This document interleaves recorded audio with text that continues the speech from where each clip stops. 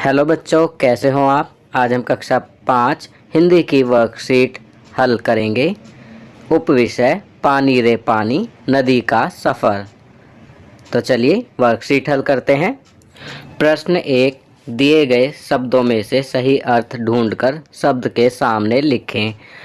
बच्चों, यहाँ पर कुछ शब्द दिए गए हैं, जैसे जहाँ से पानी मिलता है, रोकना, बहुत बड़ा, घुमावदार, समान भूमि, पृथ्वी के भीतर का जल। हमें इन शब्दों को नीचे दिए गए शब्दों के सामने लिखना है। पहला शब्द है थामना, तो इसके सामने लिखेंगे रोकना। दूसरा विशाल, विशाल के सामने लिखेंगे बहुत बड़ा, क्योंकि विशाल का अर्थ क्या होता है, बहुत बड़ा।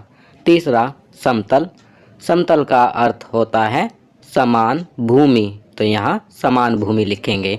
चौथा जल स्रोत, तो जल स्रोत का अर्थ होता है जहाँ से पानी मिलता है। पांचवा भूजल, तो भूजल के सामने लिखेंगे पृथ्वी के भीतर का जल। भू अर्थात पृथ्वी और जल पृथ्वी के भीतर का जल। छठा विसर्प, तो विसर्प का अर्थ होता है घुमावदार। चलिए आगे बढ़ते हैं।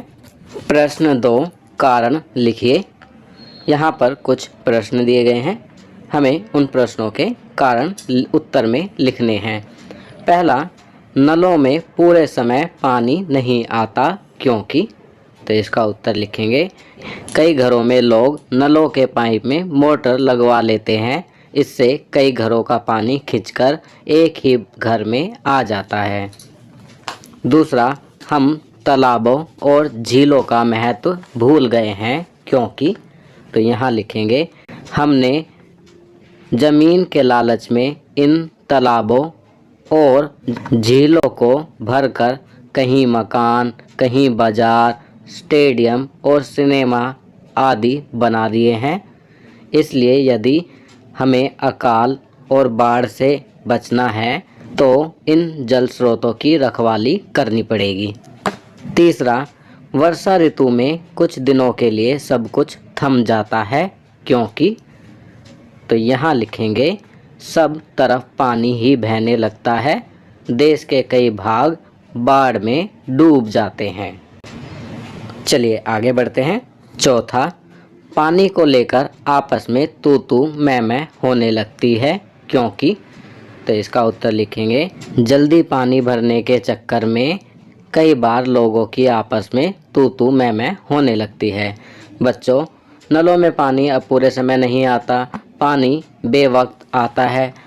लोगों को अपनी नींद छोड़कर सुबह जल्दी उठकर अपने बर्तनों, बाल्टियों और घड़े आदि भरने होते हैं, इसलिए पहले पानी भरने के चक्कर में लोगों की आपस में तू तू मैं होने लगती है। पांचवा, हमारी धरती की तुलना गुल्लक से की गई है क्योंकि, तो यहाँ लिखेंगे जिस प्रकार गुल्लक में पैसे जमा करते हैं उसी प्रकार यह धरती भी एक तरह की खूब बड़ी गुल्लक है, जिसमें प्रकृति वर्षा के मौसम में खूब पानी बरसाती है। हमें इस वर्षा के जल को धरती में तालाब, झील व अन्य तरीकों से जमा करना चाहिए। चलिए आगे बढ़ते हैं। प्रश्न 3, निम्नलिखित शब्दों के दो दो पर्यायवाची शब्द लिखिए। तो बच्चों, यहाँ पर कुछ शब्द दिए गए हैं, हमें प्रत्येक शब्द के दो दो पर्यायवाची शब्द लिखने हैं। पहला सूरज, सूरज के पर्यायवाची शब्द लिख सकते हैं दिनकर, रवि, भानु, भास्कर। दूसरा समुद्र, समुद्र के लिखेंगे सागर, जलधि, सिंधु, रत्नाकर। तीसरा बादल, बादल के लिखेंगे मेघ, जलधर, घन, नीरद। चौथा हवा, हवा के पर्यायवाची शब्द लिखेंगे वायु, समीर, पवन, वात।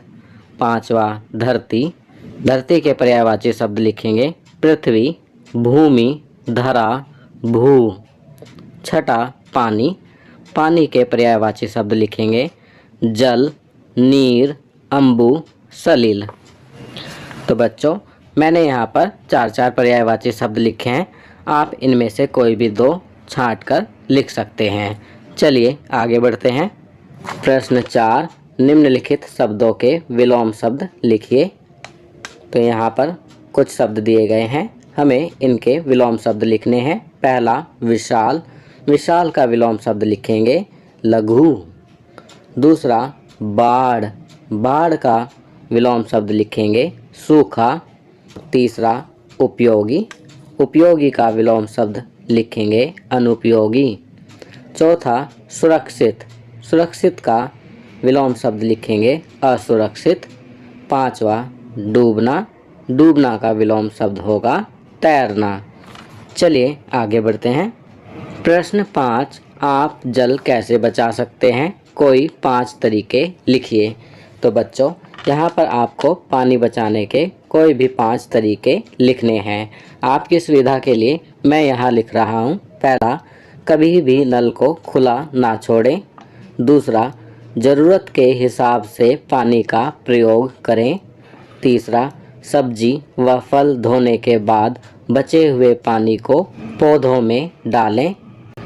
चौथा, वाहनों को पाइपों से ना धोकर बाल्टी व मग का प्रयोग करके। पांचवा, पानी को व्यर्थ में नहीं बिखेरें। आप इन तरीकों के अलावा भी पानी बचाने के अन्य तरीके लिख सकते हैं। चलिए आगे बढ़ते हैं। प्रश्न 6, निम्नलिखित प्रश्नों के उत्तर लिखिए। पहला, नदी जहाँ से शुरू होती है उसे क्या कहते हैं? तो इसका उत्तर लिखेंगे नदी जहाँ से शुरू होती है उसे उद्गम कहते हैं। दूसरा, जलप्रपात कैसे बनता है? तो इसका उत्तर लिखेंगे जब नदी ऊंचाई से गिरती है तो जलप्रपात बनता है। तीसरा, नदी अपने साथ क्या क्या बहा कर लाती है?